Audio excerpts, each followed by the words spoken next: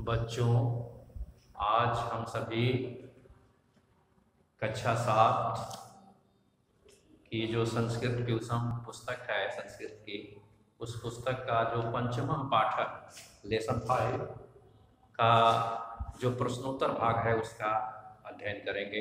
ये बताएंगे कि किस प्रश्न का उपयुक्त उचित आंसर क्या हो सकता है। इसके पहले जो ये पाठ है वयम स्वाधीना हम सभी स्वतंत्र हैं, इस पाठ को हम पढ़ा चुके हैं। तो आज हम इस पाठ के अंत में जो प्रश्नोत्तर है उसको हल करना बता रहे हैं। तो आप वो किताब खोल लीजिए, कापी निकाल लीजिए। हाँ, देखिए चूँकि ब्लैक बोर्ड पर जगह कम है, इसलिए मैं प्रश्नों को नहीं लिखा हूँ। देखिए, पहला जो प्रश्न है, उच्चारणम कुरुत पुस्तकायाम च लिखा। क्या है उच्चारण? मतलब होता है प्रोनाउंसिएशन, माने कौन शब्द कैसे पढ़ा जाता है। ठीक है, उसको पढ़ना है और पढ़ करके उसको लिख देना है बस। जैसे देखिए, क्रीडार्थम, ठीक है, और दिवसो अपि आयातः, ये है दूसरा। उच्च सयता, स्वतंत्रया, पदम श्री विहंसति, धनान्विता, धन अन्विता, धनान्विता, शिष्येरन, समोस्ति अधिकारः। ठीक है, ये है। इसको अगर समोस्ति अधिकारः का करेंगे तो समः धन अस्ति धन अधिकारः। ठीक है, इसका अगर विग्रह करेंगे, विस्तार करेंगे तो ये हो गया। दूसरा जो प्रश्न है कि पूर्ण वाक्येन उत्तरतः, वाक्य में उत्तर देना है। तो पहला जो प्रश्न है, अधुना लोके वयम कीदृशाः स्मः। आजकल हम सभी संसार में किस तरीके से हैं। ठीक है, इस जो श्लोक भाग रहा है संस्कृत पद्य, ठीक है, वो पढ़े हैं। तो पढ़ने पर आप लोगों को ये पता चला होगा कि क्या है, हम सभी स्वतंत्र हैं, स्वाधीन हैं। तो इसका देखिए जो प्रश्न है कि अधुना लोके वयम कीदृशाः स्मः, इसका हो जाएगा, देखिए जो कीदृशाः है किस तरीके से।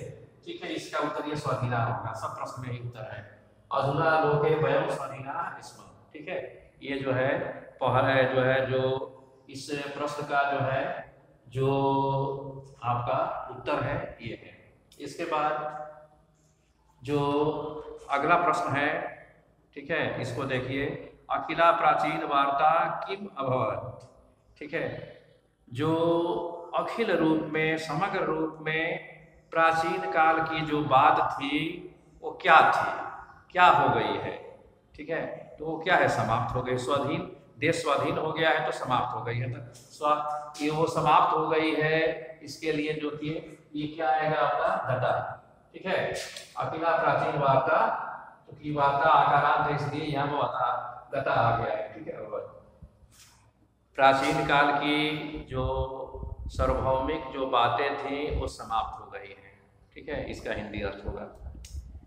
अगला प्रश्न है, उसको देखिए, पुर्णेषु का विहंसति।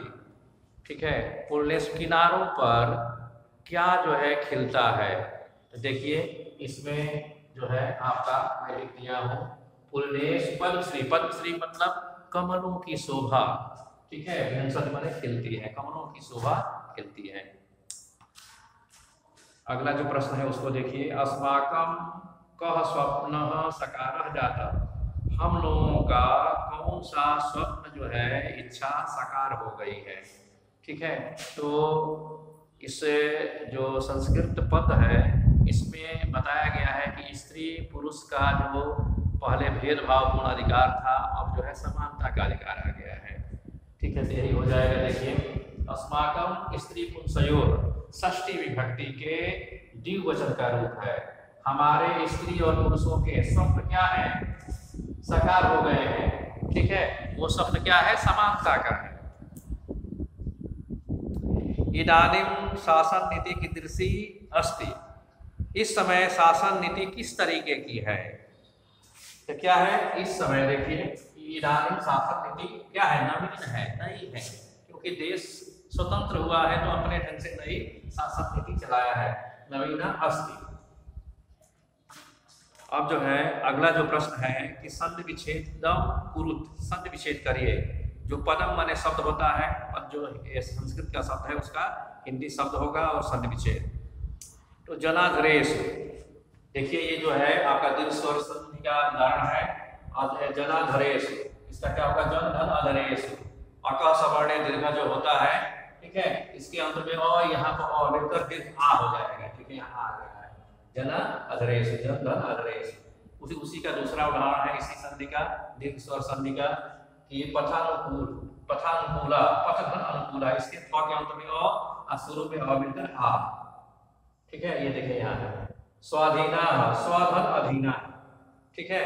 ये इसका जो है आपका ये अगला ये जो प्रश्न था अगला, इसका ये उत्तर में लिख दिया, ठीक है। और आपका जो है अगला जो है प्रश्न जिसको मैं बता दे रहा हूँ, लिख नहीं पाया हूँ, कि समास विग्रहम कुरुत, समास विग्रह करना है। आप लोगों को ये बता दें कि पद के समाहार या छोटा करने को समास कहते हैं, ठीक है। तो ये समास दिया है आपका, इसका विग्रह करना, विग्रह में विस्तार, ठीक है। तो ये क्या है? शासन नीति, इसका दिया है किताब में, आप लोग देख लीजिएगा। शासनस्य नीति, शासन की नीति, षष्ठी तत्पुरुष समास है इसमें। इसके बाद भोजनालय, भोजन के लिए आना है, इसमें के लिए जो कारक चिन्ह है वो छिपा हुआ है, तो क्या हो जाएगा? भोजन का चतुर्थी व्यक्ति के एक वचन में रूप, सप्रनाम कारक में भोजनाय आलयः। उसके बाद पाठशाला का है, क्या है? पठनाय शाला। और वट वृक्ष, वटस्य वृक्ष, ठीक है। ये हो गया। यहीं पर ये वीडियो समाप्त होती है। नेक्स्ट वीडियो में हम आप लोगों से पुनः मिलेंगे। धन्यवाद।